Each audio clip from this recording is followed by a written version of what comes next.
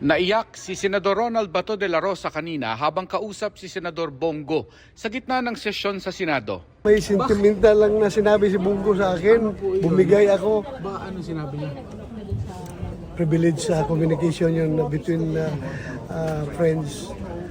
Sa sesyon kanina, pinuna ng mga kaalyado ni De La Rosa sa mayorya ang mga tensyon kahapon sa Senado nang subukan ng NBI na ihain ang arrest warrant ng ICC kay De La Rosa. Bakit po ang nagsisilbing process server ay si Antonio Trillanes?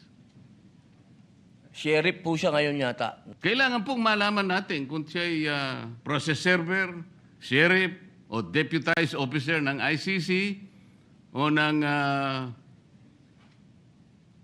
Interpol. Sabi niya ni NBI Director, sabi ko sa kanila, wag silang papasok sa session hall.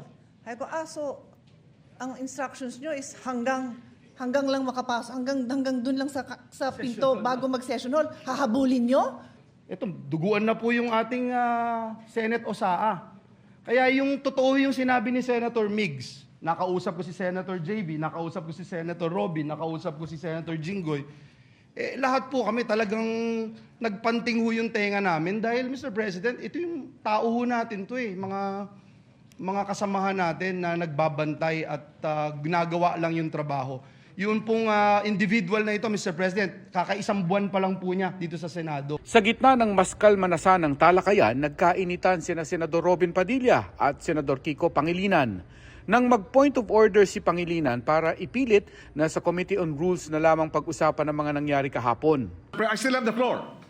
Inireklamo ni Padilla si Pangilinan sa kanyang paninigaw kaya nagsuspinde ng sesyon. Gusto ko po sanang ireklamo si Senator Pangilinan sa pagsigaw. Sinubukan ni Pangilinan makipagkamay kay Padilla pero hindi ito tinanggap. Irereklamo raw niya si Pangilinan sa Ethics Committee. Sabi ni Padilla, gusto niyang humingi ng patawad si Pangilinan sa floor ng Senado. Tutuloy mo pa yung reklamo niyo sa kay Siyempre. Sa ethics na lang. Sa ethics. Hindi ko matatanggap yung natural ng sigawan.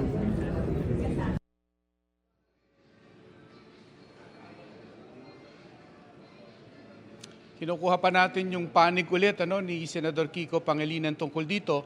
Pero yung gulo na yan sa pagitan ni Pangilinan at ni Senator Robin Padilla ang naging hudyat na para i-adjourn na lang ang session today at ituloy na lang bukas. Pero bago mag-alas 6, Mel, ang minority ay nagsumite ng resolution at ang title niya ay Expressing the Sense of the Senate Urging Senator Ronald Bato de la Rosa to voluntarily surrender to the proper authorities and seek judicial remedies in accordance with the Constitution and applicable laws and rules.